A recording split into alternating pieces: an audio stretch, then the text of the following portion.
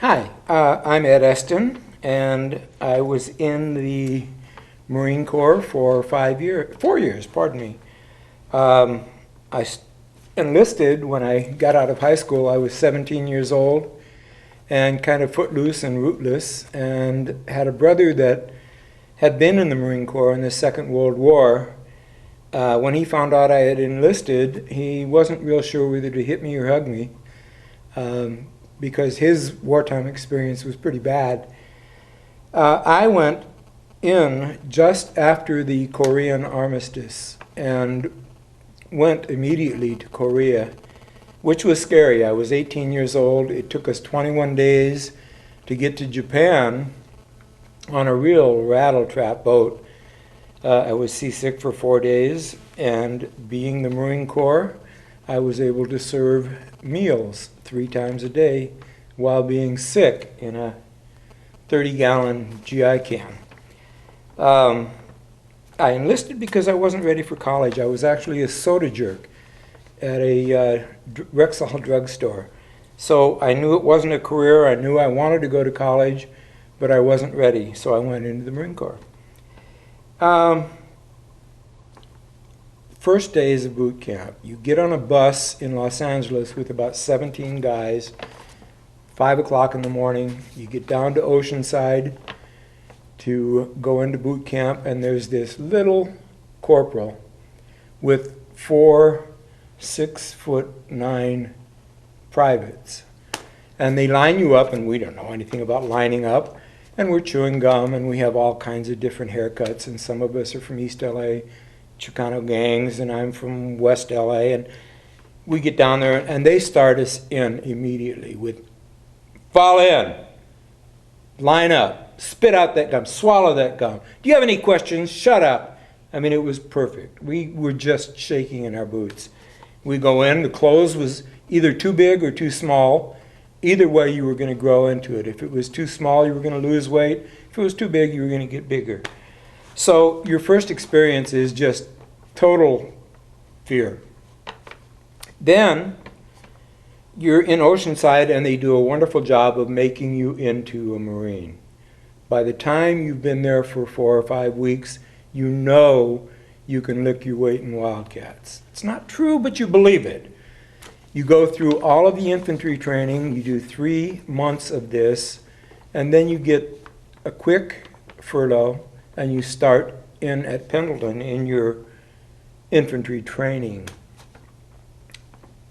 Pendleton is huge and in the middle of nowhere. You're, again, a young kid. I can remember one time we had been out on maneuvers. We hadn't slept for 2 days. I had an excuse to go to the bathroom during a training class. I fell asleep on the toilet. Honest. They had to wake me up. I thought I was going to be thrown in the brig. I wasn't.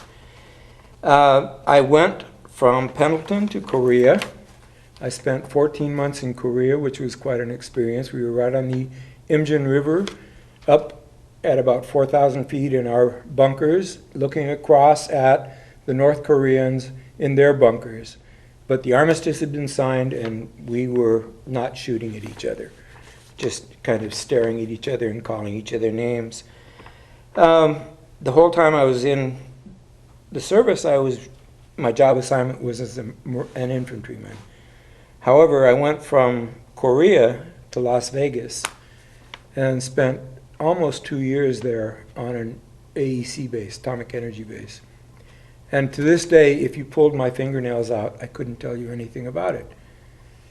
It was funny there. I had to be a top secret clearance. My dad's from Russia. It took them almost 9 months to get the security clearance for me. In the meantime, I had a badge that allowed me in where I went anyway, and did the same thing I would do. There was no way I knew what was going on there. We were just guards. From Las Vegas, I played intramural football, and we flew to Bossier City, Louisiana for a football tournament of the AEC bases. We thought we were hot stuff. We landed in Bossier City, and it was a SAC-based Strategic Air Command. We all had top secret clearances and couldn't get off the plane until the Air Force surrounded the plane with their personnel and marched us into the barracks. So I'll tell you, there's no way you can really be prepared for the military mind. When I was in Korea and found out I was going to Charlie Company, 1st Division, 7th Marines, somebody said, "Oh, you're going to Suicide Charlie." And I thought, that's interesting, and I tried to find out what that was. What had happened was there were 4 times that the Charlie Company had almost been completely annihilated, where there were only 3 or 4 left in a company of, 200, 300. So it was interesting, and it was exciting, and we luckily didn't do any fighting. One of the most exciting times of my life was going on R&R to Japan, spending 9 days. It was absolute. I've never gone back because I don't believe it could ever be as good as what I remember it now. Korea was annihilated. We went to the capital, and there were no 2-story buildings. I mean, it was just all leveled. The fighting had completely torn it apart. I did have 3 ribbons: the Korean Service Ribbon, the United Nations Service Ribbon, and the Pacific Theater Service Ribbon. I was about 1 month away from getting my Good Conduct Ribbon when I said something I shouldn't have said, and that took that away. I enjoyed the Marine Corps. I absolutely have recommended it. In my 40 years working with kids, I've told many, many, many kids it would be a good place for them to be, except for the drug users. They would end up in Leavenworth, and I would always tell them that. If you're going to go in the service and you're using drugs, you're going to get in trouble. It isn't worth it. However, if you want 3 or 4 years to get your feet under you after having been babied for whatever that's like, being in a family, going into the service is a good way to grow up. It did that for me. After I finished the service, I did 5 years of college, spent 40 years as a probation officer, and absolutely valued my experience. I always have believed in supporting the troops and have developed an aversion to wars, so it's an interesting kind of a situation. Never, never do I put down any of our troops for any reason, but I'd certainly like to see us do a little less with the war. And that really is my experience. Well, I'm the youngest of 15 children, and there's a 9-year gap between me and the next oldest. So I was almost like an only child in a family of 15. I had more parents than anybody ever had in their life.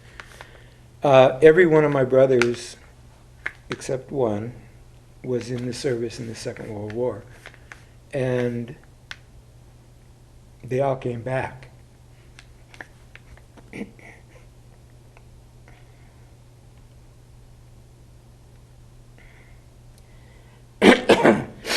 Joining the service was kind of my way of being the little brother growing up.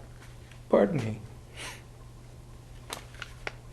As I said, 3 of them were in the Pacific Theater, 1 was in the European Theater, and 1 was on an aircraft carrier for 2 years in the Caribbean. And he still thinks the Second World War was the best thing that ever happened to him. So I think it just depends on what you were doing and how. And it still has, obviously, an emotional load for me.